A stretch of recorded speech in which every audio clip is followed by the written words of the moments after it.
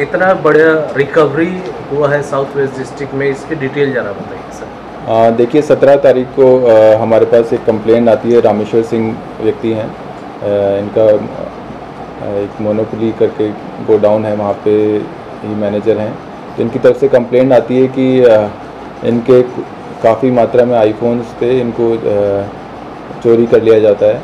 और जब हम कंप्लेंट पे केस रजिस्टर करके इमीडिएटली और इन्वेस्टिगेशन स्टार्ट करते हैं, तब पता चलता है कि 320 फ़ोन, लगभग 3.5 करोड़ से भी ज़्यादा के जो ये आईफोन हैं, ये जो एक वेयर हाउसिंग और ये लॉजिस्टिक्स कंपनी है एम एक्सप्रेस करके, इसके ये मुंबई से ही एक फ़ोन्स लेके आ रहे थे और इनके एक जो ड्राइवर और उसके साथ एक व्यक्ति ने मिलके इन फ़ोन का गबन कर दिया। तो इसमें हमारे ACP Satyajit Sareen, inspector Rajeev, sub inspector Rishikant और इनकी टीम तुरंत इस पे एक्ट करते हुए केस रजिस्टर करके जब इन्वेस्टिगेशन करते हैं तो पता चलता है कि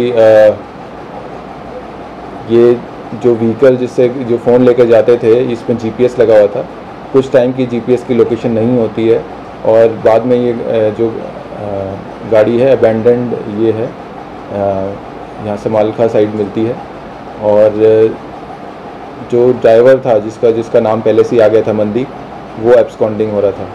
मनदीप के बारे में टेक्निकल इन्वेस्टिगेशन की जाती है, और उसके फ़ोन वगैरह सब चीज़ स्विच ऑफ होते हैं। काफ़ी टेक्निकल इन्वेस्टिगेशन के बाद हमें जो हमारे को पंचकुला की लीड मिलती है, इमीडिएटली टीम वहाँ पहुँच जाती है। वहाँ पे भी फर्दर ये नहीं क्लेरिफाई होता कि वहाँ किस लोकेशन में है। तो इसमें काफ़ी अच्छे से टेक्निकल इन्वेस्टिगेशन करते हुए इन्होंने जो वहाँ पे इनके कॉन्टैक्ट उसको इस्टेब्लिश किया और टीम ने रेड करके वहाँ पे इसको मनदीप को पकड़ा। वहाँ पे एक ये अपने दोस्त जो सचिन है उसके साथ वहाँ पे था और फिर डिटेल्ड इंटरोगेशन में उसने बताया कि कैसे उसने ये पूरी वारदात को अंजाम दिया। उसको पैसे की कंस्ट्रेंट्स थी, तो इस वजह से उसने इसमें गाड़ी में जो जीपीएस था वो निकाल दिया। फिर वो गाड़ी को लेके गया बमनोली में उसने वहाँ फ़ोन रख दिए और उसके बाद वापस गाड़ी को लाके और जो है जीपीएस लगा के फिर गाड़ी को अबैंडन उसमें छोड़ दिया। इसके इनके मैनेजर का भी फ़ोन आया रामेश्वर का इस बीच में, और उसने फिर उसको आनाकानी करके और उसको बात नहीं करी और फिर अपना फ़ोन स्विच ऑफ करके भाग गया।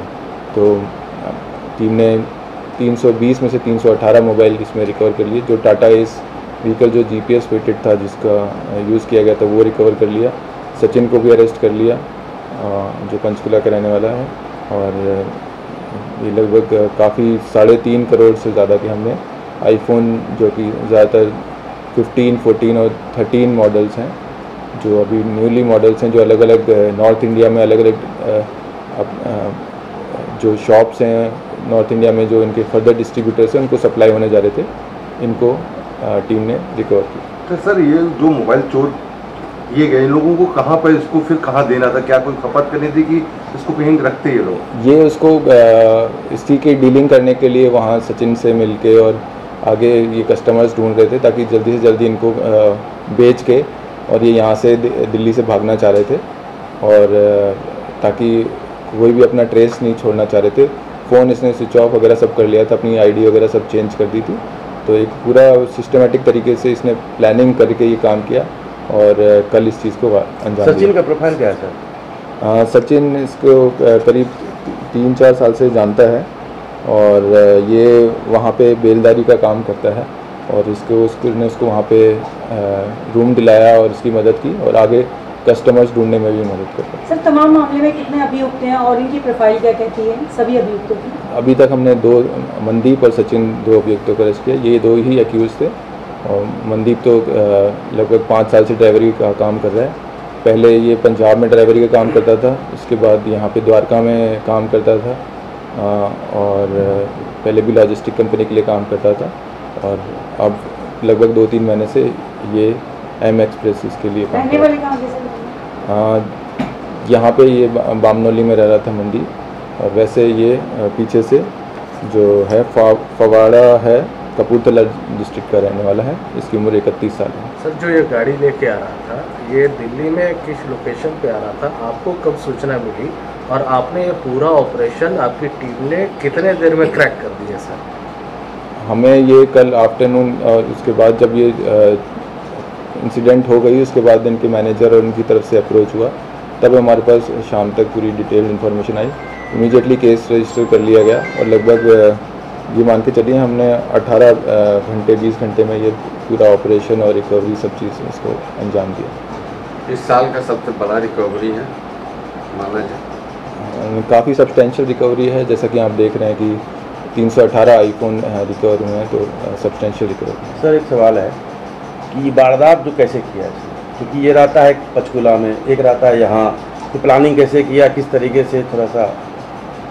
वारदात मैंने जैसे पहले भी बताया था कि मनदीप ने पहले जो है